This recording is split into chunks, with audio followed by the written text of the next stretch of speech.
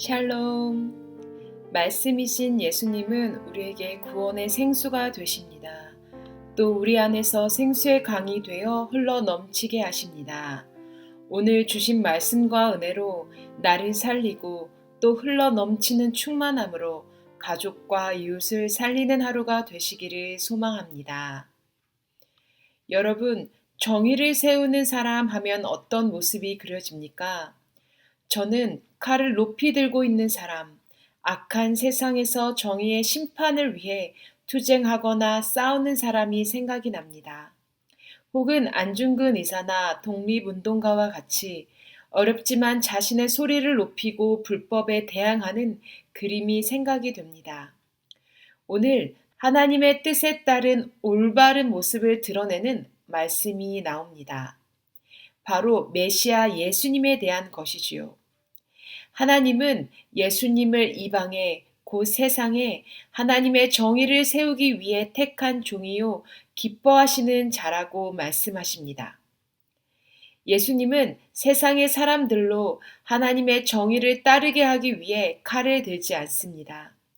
목소리를 높이고 싸우지 않으셨습니다. 예수님이 하신 것은 살아내심이었습니다. 정의의 심판이 아니라 하나님의 뜻을 올바로 살아내셨습니다. 3절 말씀에는 진실로라는 말이 나옵니다. 이는 히브리어로 레이메트, 성실하게 묵묵히 조용히 행하셨다는 것입니다. 무엇을 살아내셨을까요? 바로 상한 갈대를 꺾지 아니하시고 꺼져가는 등불을 끄지 않으시며 레이메트, 성실함으로 정의 그 자체가 되어주신 것입니다. 여기서 상한 갈대는 문자적으로 부러져 간당이 매달려 있는 것을 말합니다.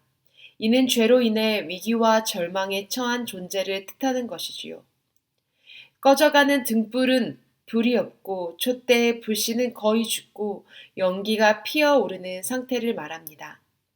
이는 가능성이 희박하고 소망이 없는 겨우 열기만 남아있는 신앙의 상태를 말하지요.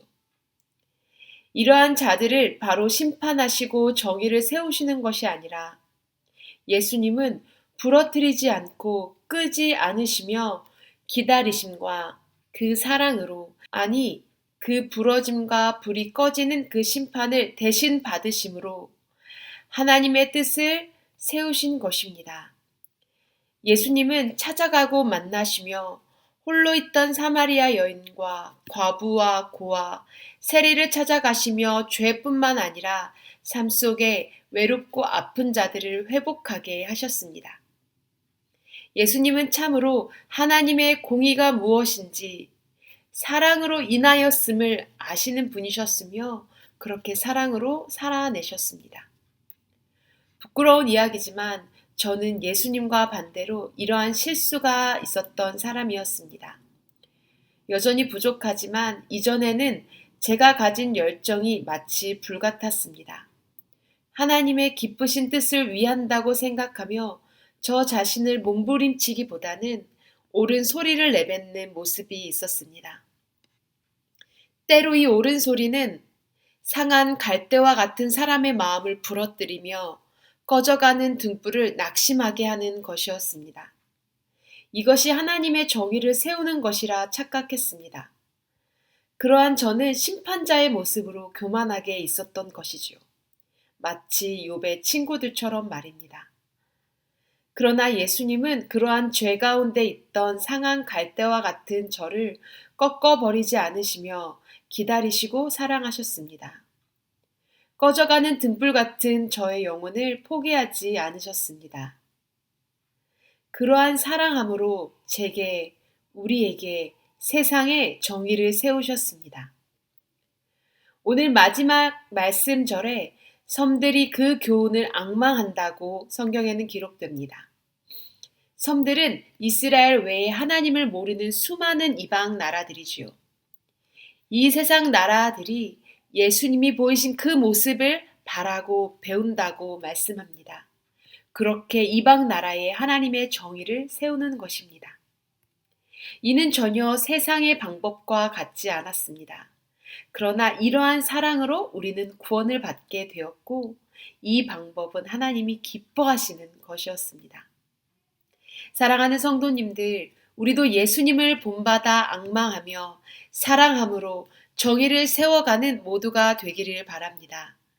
예수님을 모르는 가정과 직장 가운데에서 상한 갈대도 꺾지 않으시는 예수님, 꺼져가는 연기만 올라와 소망이 없어 보이는 수많은 상황과 사람들 가운데에 사랑으로 그들을 기다리며 예수님을 본받아 정의를 살아내는 그런 모두가 되기를 소망합니다.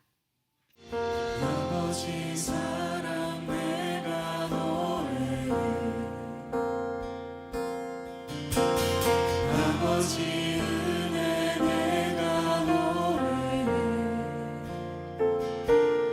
그 사랑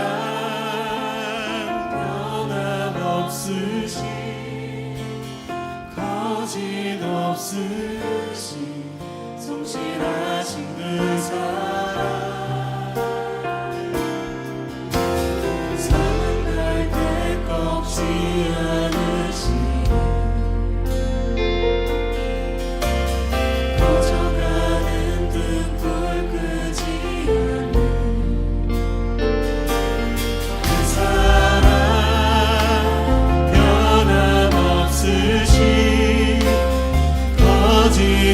없으신